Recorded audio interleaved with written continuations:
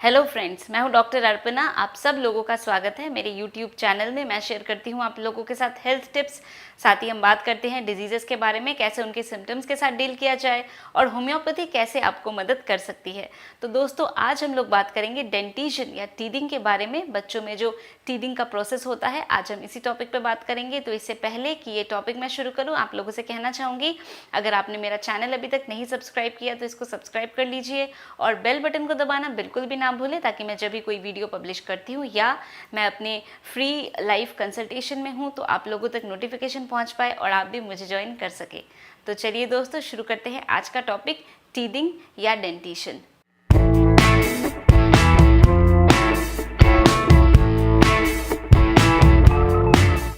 तो टीदिंग या डेंटिशन ये एक नेचुरल प्रोसेस है बच्चों में, यानी जब बच्चों का टूथ इरप्ट होता है तो इसको हम टीदिंग या डेंटिशन का प्रोसेस कहते हैं। तो इसका क्या टाइम होता है, तो ये मोस्टली 6 मंथ्स टू 10 मंथ्स के बीच ये प्रोसेस शुरू हो जाता है।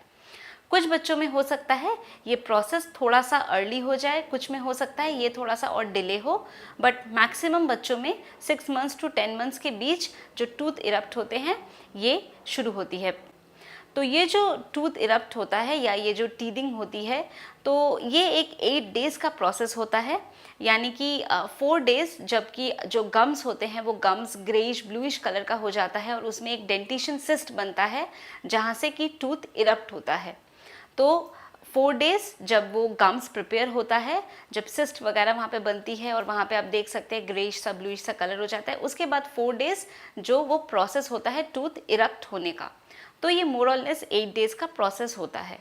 तो इस दौरान बच्चों में क्या क्या प्रॉब्लम्स हो जाती है, क्या क्या साइन एंड सिम्टम्स होते हैं, तो बच्चों का जो स्लीपिंग पैटर्न है वो चेंज हो जाता है, जो ईटिंग पैटर्न है वो चेंज हो जाता है, बच्चे ठीक से खाना नहीं खाते हैं, क्रैंकी हो जाते हैं, फसी हो जाते हैं, बहुत ज़्यादा चिड़चिड़े हो जाते हैं, रोते रहते हैं, और साथ में स्टमक एक होता है जिस वजह से डायरिया वगैरह भी हो जाता है, और डायरिया भी ग्रीनिश कलर का ज़्यादातर होता है जब टीदिंग की प्रॉब्लम होती है।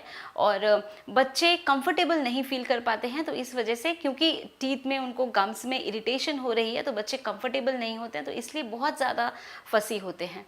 तो ये जो सिम्टम्स होता है ये तभी हो सकती है अगर किसी तरह का बैक्टीरियल या वायरल इन्फेक्शन हो रहा हो या मिडिल ईयर इन्फेक्शन हो रहा हो, तभी भी ठीक इसी प्रकार के सिम्टम्स दिखते हैं।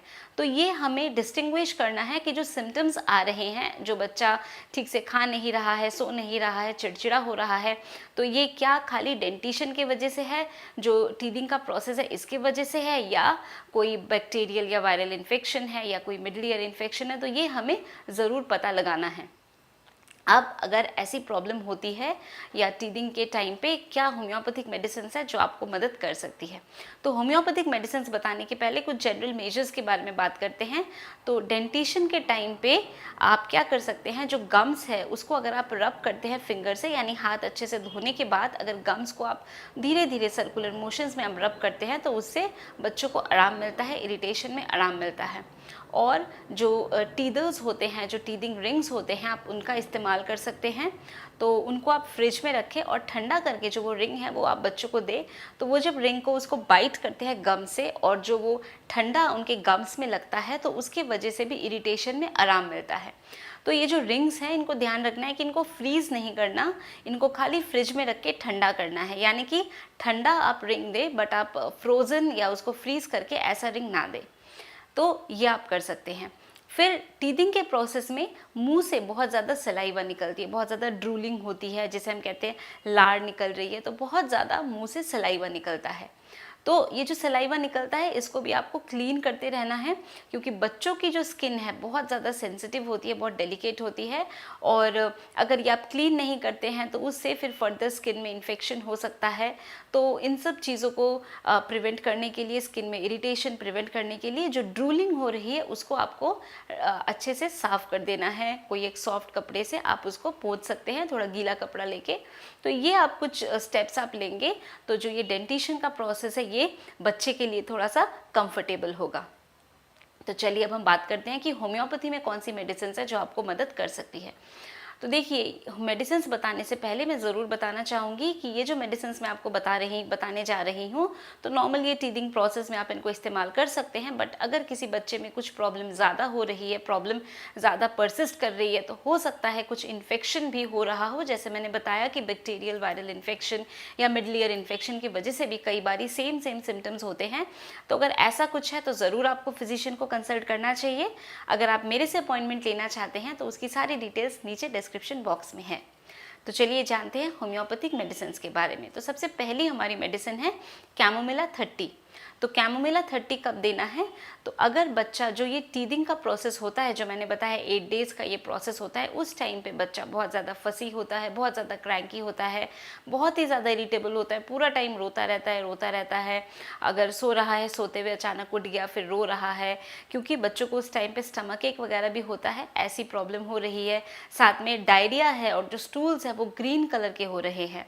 तो ग्रीन कलर स्टूल्स हैं, साथ में बहुत ज़्यादा क्रैंकी है, कुछ भी खा नहीं रहा और बहुत इरिटेबल हो रहा है, बहुत ज़्यादा रो रहा है, तो कैमोमिला 30 एक बहुत अच्छी एक्यूट मेडिसिन है। इस केस में कैमोमिला 30 को कैसे देनी है? तो इसकी आप 2 गोलियां, 2 छोटी पिल्स आप अंडर द टंग दिन में 2 बारी करके बच्चे को दे सकते हैं। इससे जो ये इरिटेशन है ये सब बेटर हो जाएगा और बच्चा कंफर्टेबल फील करेगा और जो टीदिंग का प्रोसेस है ये पूरा प्रोसेस कंफर्टेबल हो जाएगा। नेक्स्ट हमारी मेडिसिन क्या है? नेक्स्ट हमारी मेडिसिन है फेरमफॉस 6X।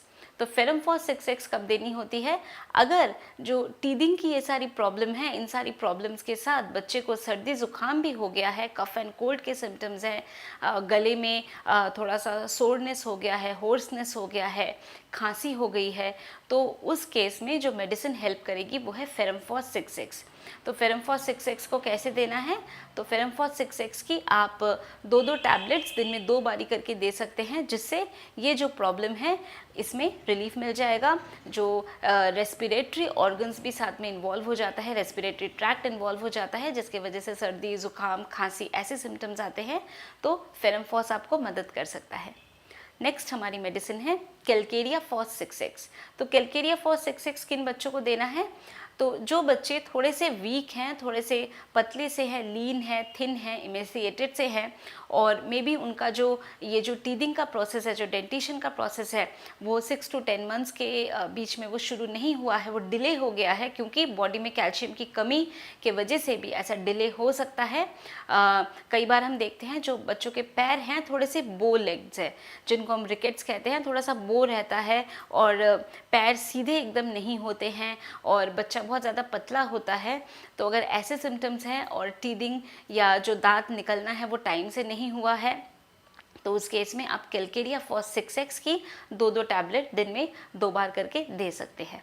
तो दोस्तों ये थी मेडिसिन्स जो कि डेंटिशन के प्रोसेस में बच्चे को कंफर्टेबल बना सकती है और जो पूरा प्रोसेस है डेंटिशन का उसको एक पीसफुल प्रोसेस बना सकती है। तो दोस्तों मैं उम्मीद करती हूँ कि अभी जो इन्फॉर्मेशन मैंने शेयर किया आप लोगों के साथ डेंटिशन या टीदिंग के बारे में, आप लोगों ने इसको पसंद किया है, तो इसको जल्दी से लाइक कर दीजिए, इसको ज़रूर शेयर करिए अपने फ्रेंड्स, फैमिली, सब लोगों के साथ, ताकि बाकी लोग भी इस वीडियो का बेनिफिट उठा सके। और अगर आपने मेरा चैनल अभी तक नहीं सब्सक्राइब किया तो इसको ज़रूर सब्सक्राइब कर लीजिए और बेल बटन को ज़रूर दबा दें, ताकि मैं जब भी कोई भी वीडियोस बनाती हूँ, आप लोगों के साथ शेयर करती हूँ, कोई भी इन्फॉर्मेशन आप लोगों के साथ शेयर करती हूँ, तो आप लोगों तक वो वीडियो पहुँच पाए, वो मैसेज पहुँच पाए, वो इन्फॉर्मेशन पहुँच पाए। तो इसके लिए ज़रूरी है कि ज़रूर चैनल को सब्सक्राइब कर ले। तो दोस्तों जैसा मैं हमेशा कहती हूँ, खुश रहिए, मुस्कुराते रहिए, स्वस्थ रहिए। आज के लिए बस इतना ही। Thank you.